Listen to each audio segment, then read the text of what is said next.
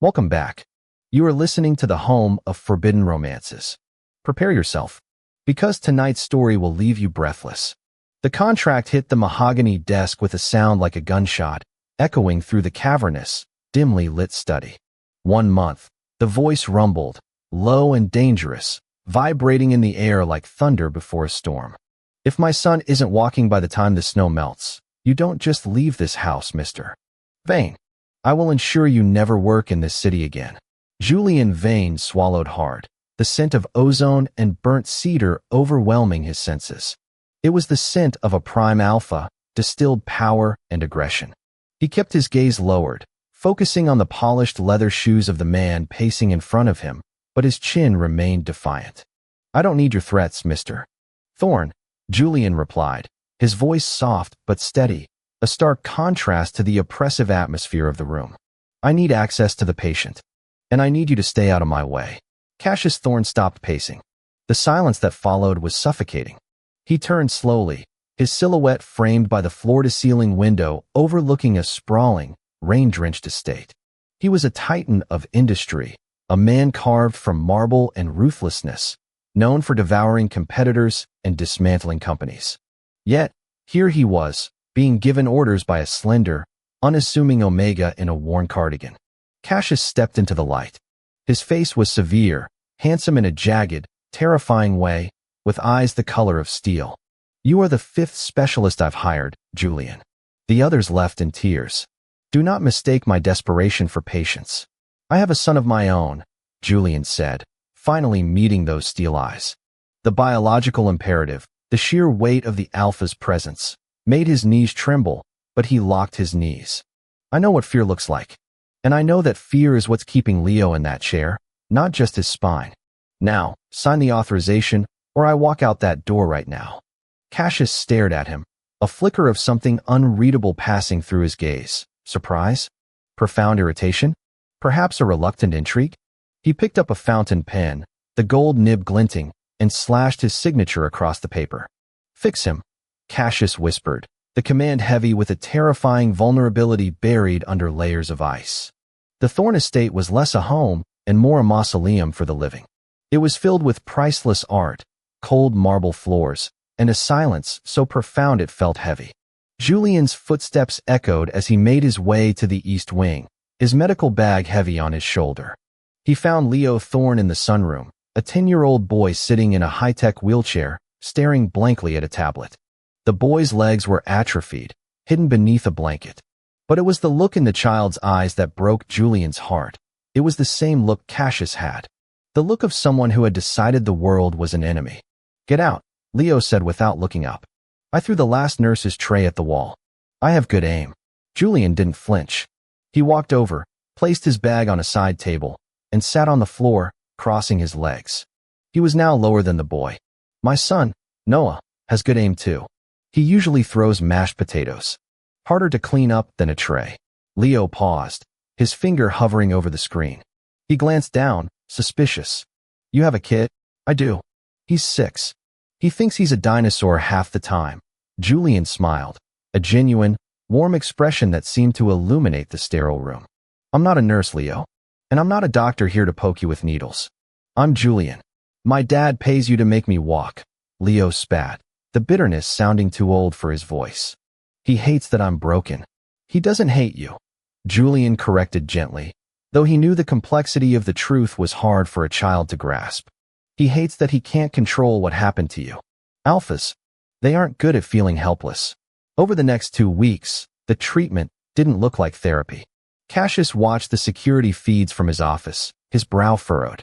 He saw Julian reading books to Leo. He saw them playing chess. He saw Julian massaging the boy's legs with aromatic oils, humming soft lullabies that seemed to drift through the camera speakers and settle in Cassius's own chest, loosening knots he didn't know he had.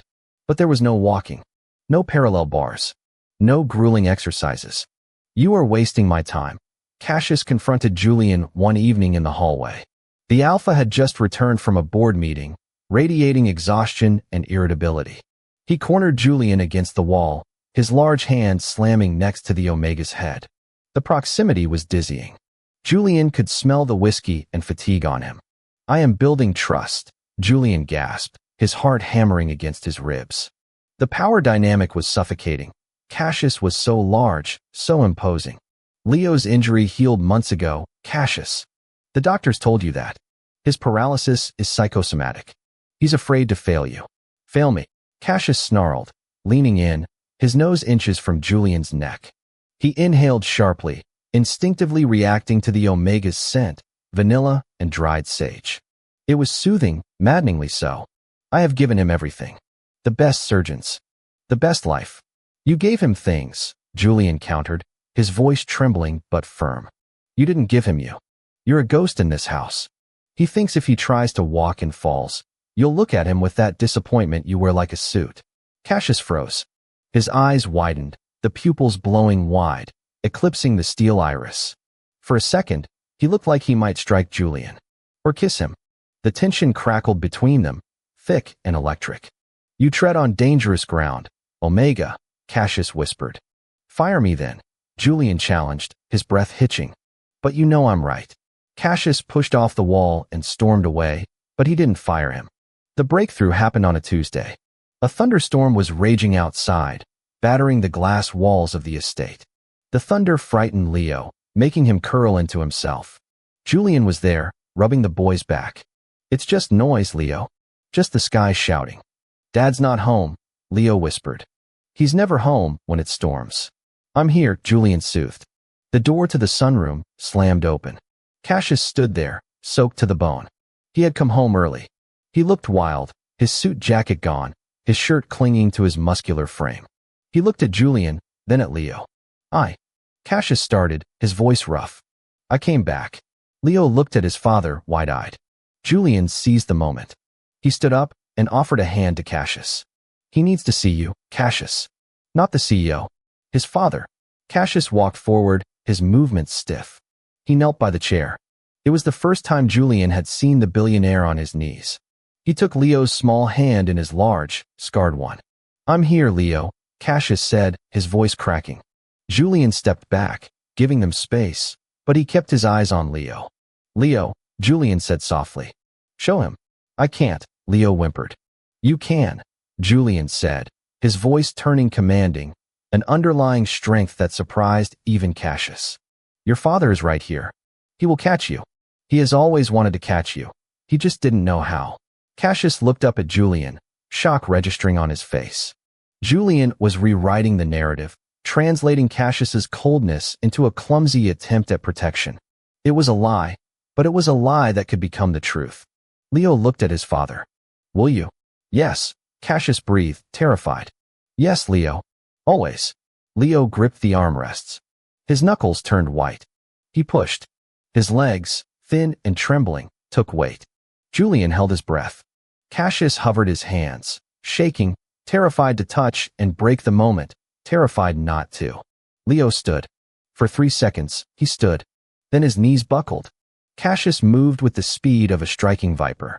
He caught the boy before he dropped an inch, scooping him into his chest, burying his face in the boy's neck. I caught you, Cassius choked out. I caught you. Leo started to cry, clinging to his father's wet shirt. I stood up, Dad. Did you see? I saw, Cassius wept. The sound was guttural, a dam breaking after 10 years of drought. The ruthless alpha, the man who made Wall Street tremble, was sobbing on the floor of his sunroom, clutching his son like he was the only gold that mattered. Julian watched, tears streaming down his own face. He turned to leave, to give them this moment, feeling like an intruder in the raw intimacy of the reconciliation. Wait. Cassius's voice stopped him. The alpha didn't let go of his son, but he looked up. His eyes were red-rimmed, stripped of all defenses. He looked at Julian with an intensity that burned. It wasn't the look of a boss to an employee. It was the look of a man seeing his salvation. Don't go, Cassius said. The dynamic shifted. The house warmed. The silence was replaced by the sound of Leo's laughter and the click of his crutches as he gained strength. But the shift between Julian and Cassius was more complicated.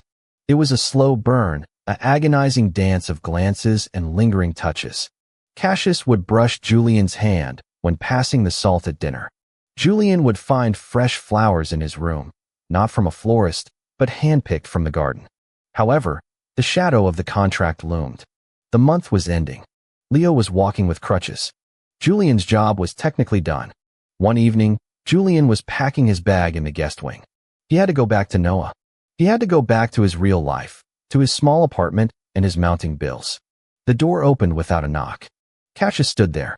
He seemed to fill the room, sucking out the oxygen. "You're packing," Cassius stated, his voice flat. "The month is up," Julian said, not looking at him. He couldn't. It hurt too much. "Leo is doing great. He just needs maintenance physical therapy now. You can hire someone cheaper." "I don't want someone cheaper," Cassius growled, stepping into the room and closing the door behind him. The lock clicked. Julian's heart skipped a beat. "Mr. Thorne." "Cassius," he corrected, stalking closer. "Stop calling me that." "Cassius," Julian breathed. "I have to go home. My son needs me." "Bring him here," Cassius said. It wasn't a suggestion. Julian dropped the shirt he was holding. "What?" "Bring Noah here," Cassius said, stopping inches from Julian. He reached out, his hand cupping Julian's cheek, his thumb brushing the sensitive skin under his eye. "There is room. God knows there is enough room." "Why?" Julian whispered, leaning involuntarily into the touch. The alpha pheromones were enveloping him, making his head spin. Cedar and rain, wrapping around his soul. "Because," Cassius murmured, his eyes dropping to Julian's lips, dark with desire and a terrified hope. "You fixed my son. But you broke me, Julian. And if you leave, I don't think I'll ever be put back together." "That sounds like a plot hole," Julian tried to joke, a weak attempt to defuse the overwhelming tension. "A billionaire can't be fixed by a physical therapist." "You aren't just a physical therapist," Cassius said intensely. "You are the only person who ever looked at me and didn't see a wallet or a monster. You saw a father." Cassius leaned down, his forehead resting against Julian's. "Stay? Not as an employee. Stay as whatever you want to be. Just stay." Julian closed his eyes, inhaling the scent of the man who had terrified him a month ago, the man who was now trembling with the fear of losing him. "I come with a lot of baggage," Julian warned softly. "And a 6-year-old who thinks he's a T-Rex." Cassius let out a low, rumbling laugh that vibrated against Julian's skin. "I can handle a T-Rex. I handled the board of directors this morning." Cassius tilted Julian's chin up. The kiss, when it came, wasn't demanding or aggressive.